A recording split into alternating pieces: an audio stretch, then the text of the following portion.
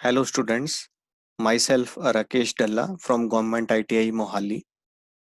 Subject Employability Skills ਦਾ chapter quality management ਅਸੀਂ discuss ਕਰਦੇ ਪਏ ਸੀ। ਉਹਦੇ ਵਿੱਚ ਸਾਡਾ ਟੌਪਿਕ ਜਿਹੜਾ ਚੱਲਦਾ ਪਿਆ ਸੀ that is quality parameters. Quality parameters ਦੇ ਵਿੱਚ ਅਸੀਂ ਅੱਜ ਜਿਹੜਾ ਟੌਪਿਕ ਪੜ੍ਹਨਾ ਆ that is quality management system. Quality parameters ਅਸੀਂ ਪਹਿਲਾਂ ਪੜ੍ਹ ਚੁੱਕੇ ਹਾਂ, ਦੇਖ ਚੁੱਕੇ ਹਾਂ ਵੀ ਕਿਹੜੇ ਕਿਹੜੇ ਹੁੰਦੇ ਨੇ। That R quality circles, total productive maintenance, quality management system, 5S concept, Kaizen, total quality management। ਇਹਨਾਂ ਦੇ ਵਿੱਚੋਂ quality circles ਤੇ total productive maintenance ਅਸੀਂ ਪਹਿਲਾਂ ਲੈ ਚੁੱਕੇ ਹਾਂ, ਪੜ੍ਹ ਚੁੱਕੇ ਹਾਂ ਟੌਪਿਕਸ। ਅੱਜ ਜਿਹੜਾ ਅਸੀਂ ਡਿਸਕਸ ਕਰਨਾ that is quality management system। ਸੋ ਅੱਗੇ ਚੱਲਣ ਤੋਂ ਪਹਿਲਾਂ ਅਸੀਂ ਅੰਡਰਸਟੈਂਡ ਕਰ ਲਈਏ ਕਿ ਕੁਆਲਿਟੀ ਮੈਨੇਜਮੈਂਟ ਸਿਸਟਮ ਹੈ ਕੀ ਆ। ਸੋ ਕੁਆਲਿਟੀ ਮੈਨੇਜਮੈਂਟ ਸਿਸਟਮ ਕੀ ਆ ਕਿ ਅਸੀਂ ਸਾਰੀ ਆਰਗੇਨਾਈਜੇਸ਼ਨ ਦੀ ਕੁਆਲਿਟੀ ਨੂੰ ਮੇਨਟੇਨ ਕਰਨਾ, ਓਵਰਆਲ ਆਰਗੇਨਾਈਜੇਸ਼ਨ ਕੁਆਲਿਟੀ ਮੇਨਟੇਨ ਕਰਨੀ ਹੈ। ਸੋ ਇਹ ਕੋਈ ਪ੍ਰੋਡਕਟ ਦੀ ਕੁਆਲਿਟੀ ਮੇਨਟੇਨ ਕਰਨਾ ਨਹੀਂ ਹੈ, ਇਹ ਸਾਰੀ ਆਰਗੇਨਾਈਜੇਸ਼ਨ ਦੀ ਕੁਆਲਿਟੀ ਨੂੰ ਮੇਨਟੇਨ ਕਰਨਾ ਤਾਂ ਜੋ ਉੱਥੇ ਦਾ ਜਿਹੜਾ ਇਨਵਾਇਰਨਮੈਂਟ ਹੈਗਾ ਆ ਉਹ ਹੈਲਦੀ ਬਣ ਸਕੇ। ਜੇ ਅਸੀਂ ਸਾਰੀ ਆਰਗੇਨਾਈਜੇਸ਼ਨ ਦੀ ਕੁਆਲਿਟੀ ਨੂੰ ਮੇਨਟੇਨ ਕਰ ਲੈਂਦੇ ਆ ਤੇ ਪ੍ਰੋਡਕਟ ਜਿਹੜੀ ਕੁਆਲਿਟੀ ਆ ਉਹ ਆਪਣੇ ਆਪ ਹੀ ਮੇਨਟੇਨ ਹੋ ਜਾਏਗੀ। ਸੋ ਕੁਆਲਿਟੀ ਮੈਨੇਜਮੈਂਟ ਸਿਸਟਮ ਦੇ ਵਿੱਚ ਬੇਸਿਕਲੀ ਅਸੀਂ ਸਾਰੇ ਪ੍ਰੋਸੀਜਰ ਸੈੱਟ ਕਰਨੇ, ਸਾਰੇ ਸਿਸਟਮ ਸੈੱਟ ਕਰਨੇ ਆ, ਪ੍ਰੋਡਕਟ ਨੂੰ ਕਿਵੇਂ ਤਿਆਰ ਕਰਨਾ ਆ, ਐਪਲੀਕੇਸ਼ਨਸ ਕਿਹੜੀਆਂ ਕਿਹੜੀਆਂ ਹੈ, ਹਿਊਮਨ ਰਿਸੋਰਸਿਸ ਨੂੰ ਕਿਵੇਂ ਆਪਾਂ ਹੈਲਦੀ ਪੋਜੀਸ਼ਨ ਦੇ ਵਿੱਚ ਰੱਖਣਾ ਆ। ਸੋ ਇਹ ਸਾਰਾ ਕੁਆਲਿਟੀ ਮੈਨੇਜਮੈਂਟ ਸਿਸਟਮ ਆ। ਇਹਦੇ ਵਿੱਚ ਅਸੀਂ ਅੱਜ ਜਿਹੜਾ ਲੈਕਚਰ 'ਚ ਪੜ੍ਹਨਾ ਦੈਟ ਇਜ਼ ਕੁਆਲਿਟੀ ਮੈਨੇਜਮੈਂਟ ਦੇ ਪਰਪਸਿਸ ਕੀ ਹੈਗੇ ਆ, ਸਿਸਟਮ ਕੀ ਚੀਜ਼ ਆ, ਪ੍ਰੋਸੈਸ ਕੀ ਹੈਗੀ ਆ, ਪ੍ਰੋਡਕਟ ਕੀ ਹੈ, ਐਪਲੀਕੇਸ਼ਨਸ ਕੀ ਆ, ਹਿਊਮਨ ਰਿਸੋਰਸਿਸ ਕੀ ਆ, ਤੇ ਇਹਨਾਂ ਸਾਰੀਆਂ ਚੀਜ਼ਾਂ ਦੀ ਕੁਆਲਿਟੀ ਨੂੰ ਅਸੀਂ ਕਿਹੜੇ ਤਰੀਕੇ ਦੇ ਨਾਲ ਮੇਨਟੇਨ ਕਰ ਸਕਦੇ ਹਾਂ। ਸੋ ਸਭ ਤੋਂ ਪਹਿਲਾਂ ਤਾਂ ਅਸੀਂ ਅੰਡਰਸਟੈਂਡ ਕਰੀਏ ਕਿ ਕੁਆਲਿਟੀ ਮੈਨੇਜਮੈਂਟ ਸਿਸਟਮ ਦਾ ਪਰਪਸ ਕੀ ਹੈ। ਸੋ ਮੈਂ ਪਹਿਲਾਂ ਵੀ ਬੋਲ ਚੁੱਕਿਆ to maintain overall quality environment in an organisation. ਕਿਸੇ ਇੰਡਸਟਰੀ ਦੇ ਵਿੱਚ ਓਵਰਆਲ ਕੁਆਲਿਟੀ ਇਨਵਾਇਰਨਮੈਂਟ ਮੇਨਟੇਨ ਕਰਨਾ that is quality management system. So ਹਰ ਕੁਆਲਿਟੀ ਸਾਰੇ ਜਿਹੜੀ ਆਰਗੇਨਾਈਜੇਸ਼ਨ ਹੈਗੀ ਉਹਦੇ ਚ ਕੰਪਲੀਟ ਕੁਆਲਿਟੀ ਕਿਵੇਂ ਆਏਗੀ, ਹਰ ਇੱਕ ਸਟੈਪ ਦੇ ਉੱਤੇ, ਹਰ ਇੱਕ ਡਿਪਾਰਟਮੈਂਟ ਦੇ ਵਿੱਚ ਸਾਨੂੰ ਸਾਰੇ ਪ੍ਰੋਸੀਜਰਸ ਡਿਫਾਈਨ ਕਰਨੇ ਪੈਣਗੇ। ਸਾਰਾ ਕੰਮ ਕਰਨ ਦਾ ਤਰੀਕਾ ਜਿਹੜਾ ਉਹ ਡਿਫਾਈਨ ਕਰਨਾ ਪਏਗਾ। ਸੋ ਇੱਕ ਹਰ ਜਗ੍ਹਾ ਦੇ ਉੱਤੇ ਕੁਆਲਿਟੀ ਮੇਨਟੇਨ ਹੋਏਗੀ, ਕੁਆਲਿਟੀ ਮੇਨਟੇਨ ਹੋਣ ਦੇ ਨਾਲ ਪ੍ਰੋਡਕਟ ਕੁਆਲਿਟੀ ਇੰਪਰੂਵ ਹੋਏਗੀ ਤੇ ਇਹਦੇ ਨਾਲ ਜਿਹੜਾ ਇਨਵਾਇਰਨਮੈਂਟ ਹੈਗਾ ਉਹ ਹੈਲਦੀ ਬਣੇਗਾ। ਸੋ ਸਭ ਤੋਂ ਪਹਿਲਾਂ ਅਸੀਂ ਅੰਡਰਸਟੈਂਡ ਕਰਦੇ ਹਾਂ ਕਿ ਸਿਸਟਮ ਕੀ ਹੈਗਾ। ਸਿਸਟਮ ਕੀ ਹੈਗਾ, ਇਟ ਇਜ਼ ਪ੍ਰੋਸੀਜਰਸ। ਜਿੰਨੇ ਵੀ ਅਸੀਂ ਕੰਮ ਕਰਨੇ ਨੇ ਉਹਨਾਂ ਦੇ ਪ੍ਰੋਸੀਜਰ ਜਿਹੜੇ ਆ ਉਹ ਡਿਫਾਈਨ ਕਰਨੇ ਆ ਕਿ ਕਿਹੜਾ ਕੰਮ ਕਿਹੜੇ ਤਰੀਕੇ ਦੇ ਨਾਲ ਕੀਤਾ ਜਾਏਗਾ। ਕੁਆਲਿਟੀ ਪਾਲਿਸੀਜ਼ ਤਿਆਰ ਹੋਣਗੀਆਂ, ਕੁਆਲਿਟੀ ਮੈਨੂਅਲਸ ਤਿਆਰ ਹੋਣਗੇ। ਕੁਆਲਿਟੀ ਮੈਨੂਅਲਸ ਦੇ ਵਿੱਚ ਸਾਰੇ ਪ੍ਰੋਸੀਜਰ ਜਿਹੜੇ ਕੰਮ ਕਰਨ ਦੇ ਆ ਉਹ ਰਿਟਨ ਦੇ ਵਿੱਚ ਆਏਗਾ ਔਰ ਕੁਆਲਿਟੀ ਪ੍ਰੋਸੀਜਰ ਮੇਨਟੇਨ ਕੀਤੇ ਜਾਣਗੇ ਸਾਰੇ।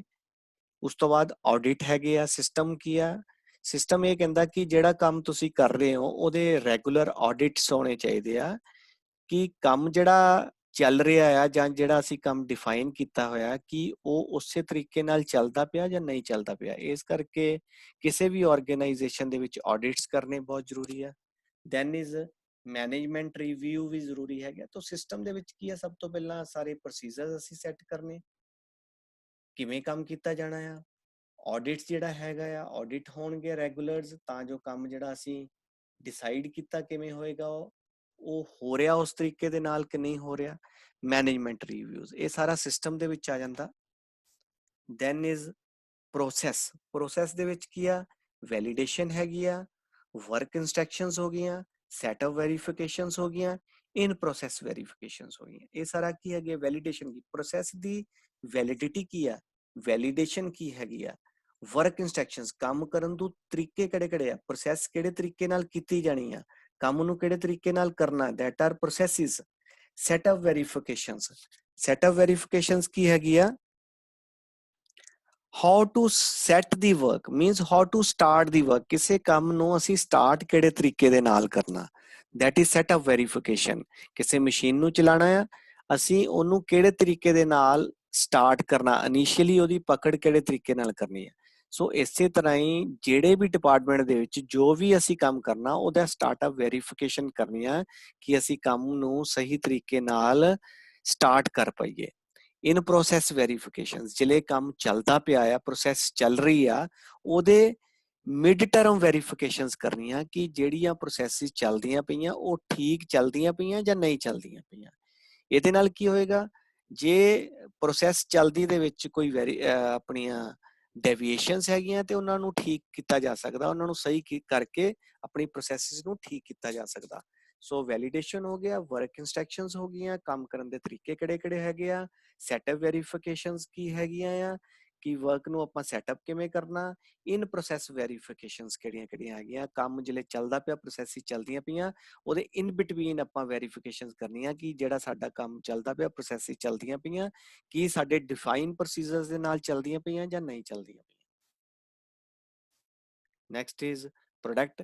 ਪ੍ਰੋਡਕਟ ਦੇ ਫਿਰ ਵੈਲੀਡੇਸ਼ਨ ਆ ਗਈ, ਮਟੀਰੀਅਲ ਟੈਸਟ ਹੋ ਗਿਆ, ਪ੍ਰੀ ਡਿਸਪੈਚ ਇਨਸਪੈਕਸ਼ਨ ਹੋ ਗਈ, ਲੇਆਊਟ ਇਨਸਪੈਕਸ਼ਨ ਹੋ ਗਈ। ਇਹ ਕੀ ਹੈ, ਸਭ ਤੋਂ ਪਹਿਲਾਂ ਪ੍ਰੋਡਕਟ ਦੀ ਵੈਲੀਡੇਸ਼ਨ ਕੀ ਹੈ, material test.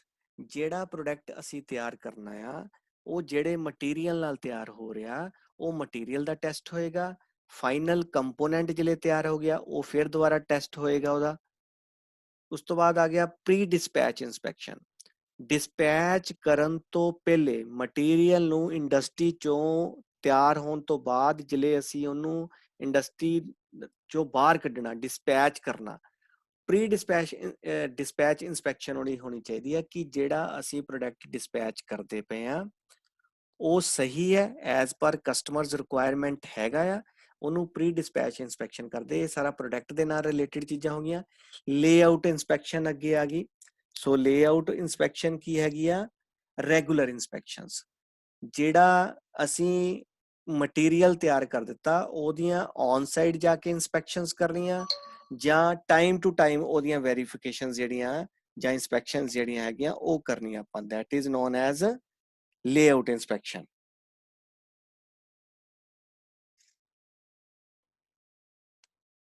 Next is application। applications ਦੇ ਵਿੱਚ specifications ਆ ਗਈਆਂ, ਵਾਰੰਟੀ ਐਗਰੀਮੈਂਟ ਹੋ ਗਏ, ਫੈਕਟਰਸ ਆਫ ਸੇਫਟੀ ਹੋ ਗਿਆ। ਹੁਣ ਇਹਦੇ ਵਿੱਚ ਕੀ ਹੈਗਾ, ਸਭ ਤੋਂ ਪਹਿਲਾਂ ਤਾਂ ਜੋ ਅਸੀਂ ਮਟੀਰੀਅਲ ਤਿਆਰ ਕੀਤਾ ਆ, ਕਿ ਉਹ ਅਸੀਂ ਐਜ਼ ਪਰ ਸਪੈਸੀਫਿਕੇਸ਼ਨਸ ਤਿਆਰ ਕਰ ਦਿੱਤਾ। ਮਟੀਰੀਅਲ ਦੀਆਂ ਸਪੈਸੀਫਿਕੇਸ਼ਨਸ ਜਿਹੜੀਆਂ ਰੱਖੀਆਂ ਸੀ ਉਹਨਾਂ ਨੂੰ ਚੈੱਕ ਕੀਤਾ ਜਾਣਾ ਹੈ। ਵਾਰੰਟੀ ਐਗਰੀਮੈਂਟ, ਜਿਹੜੇ ਕੁਝ ਅਸੀਂ ਪ੍ਰੋਡਕਟ ਜਦੋਂ ਤਿਆਰ ਕਰਕੇ ਕਿਸੇ ਹੋਰ ਇੰਡਸਟਰੀ ਨੂੰ ਦਿੰਨੇ ਆ ਤੇ ਉਹਦੇ ਚ ਵੇਰੀਅਸ ਵਾਰੰਟੀ ਹੁੰਦੇ ਆ, ਉਹ ਵਾਰੰਟੀ ਐਗਰੀਮੈਂਟਸ ਆਪਾਂ ਚੈੱਕ ਕਰਨੇ ਨੇ ਕਿ ਉਸ ਚੀਜ਼ ਨੂੰ ਇਹ ਫੁੱਲਫਿਲ ਕਰਦਾ ਪਿਆ ਹੈ ਸਾਡਾ ਪ੍ਰੋਡਕਟ ਜਿਹੜਾ ਹੈਗਾ। ਫੈਕਟਰਸ ਆਫ ਸੇਫਟੀ, ਜਦੋਂ ਕੋਈ ਵੀ ਪ੍ਰੋਡਕਟ ਕਿਸੇ ਇੰਡਸਟਰੀ ਦੇ ਵਿੱਚ ਮੇਨਟੇਨ ਹੁੰਦਾ ਜਾਂ ਤਿਆਰ ਕੀਤਾ ਜਾਂਦਾ ਆ, ਉਹਦੇ ਵਿੱਚ ਸਰਟਨ ਸੇਫਟੀ ਪੈਰਾਮੀਟਰਸ ਹੁੰਦੇ ਜਿਹੜੇ ਅਸੀਂ ਮੇਨਟੇਨ ਕਰਨੇ ਆ, ਤਾਂ ਜੋ ਜਿਹੜਾ ਸਾਡਾ ਪ੍ਰੋਡਕਟ ਤਿਆਰ ਕੀਤਾ ਹੋਇਆ ਉਹ ਫੇਲ ਨਾ ਹੋਵੇ, ਉਹਦੇ ਕਿਸੇ ਵੀ ਸਟੈਪ ਦੇ ਉੱਤੇ ਅੱਗੇ ਜਾ ਕੇ ਫੇਲੀਅਰਸ ਨਾ ਹੋਣੇ, ਉਹਨੂੰ ਕਹਿੰਦੇ ਫੈਕਟਰਸ ਆਫ ਸੇਫਟੀ। ਸੋ ਉਹਨਾਂ ਨੂੰ ਅਸੀਂ ਚੈੱਕ ਕਰਨਾ ਸਾਰੇ, ਤਾਂ ਜੋ ਇਹ ਨਾ ਹੋਵੇ ਵੀ ਅਸੀਂ ਮਟੀਰੀਅਲ ਚੱਕ ਕੇ ਕਿਸੇ ਇੰਡਸਟਰੀ ਦੇ ਵਿੱਚ ਭੇਜ ਦਈਏ ਔਰ it then the R product is ਅਬਿਊਜ਼ਡ by the customers. Means ਸਾਡੇ ਪ੍ਰੋਡਕਟ ਨੂੰ ਮਾੜਾ ਕਿਹਾ ਜਾਵੇ ਦੂਸਰੇ ਜਿਹੜੀ ਇੰਡਸਟਰੀਜ਼ ਹੈਗੀਆਂ ਜਿੱਥੇ ਅਸੀਂ ਮਾਰਕੀਟ ਦੇ ਵਿੱਚ ਉਹਨਾਂ ਨੂੰ ਜਾ ਕੇ ਵੇਚਣਾ ਹੈ ਆਪਣੇ ਪ੍ਰੋਡਕਟ ਨੂੰ, ਉੱਥੇ ਜਾ ਕੇ ਅਬਿਊਜ਼ ਨਾ ਹੋਵੇ ਸਾਡਾ ਮਟੀਰੀਅਲ, ਉਹਨੂੰ ਕੋਈ ਗੰਦਾ ਨਾ ਕਵੇ, ਉਹਨੂੰ ਕੋਈ ਮਾੜਾ ਨਾ ਕਵੇ ਸਾਡੇ ਪ੍ਰੋਡਕਟ ਨੂੰ। ਇਸ ਕਰਕੇ ਫੈਕਟਰਸ ਆਫ ਸੇਫਟੀ ਨੂੰ ਚੈੱਕ ਕਰਨਾ ਬੜਾ ਜ਼ਰੂਰੀ ਹੈ। ਇਹ ਸਾਰੀਆਂ ਐਪਲੀਕੇਸ਼ਨਸ ਦੇ ਵਿੱਚ ਚੀਜ਼ਾਂ ਕਵਰ ਹੋ ਜਾਂਦੀਆਂ। Next is human resources. Human resources ਬਹੁਤ ਇੰਪੋਰਟੈਂਟ ਹੈਗਾ। One is value system.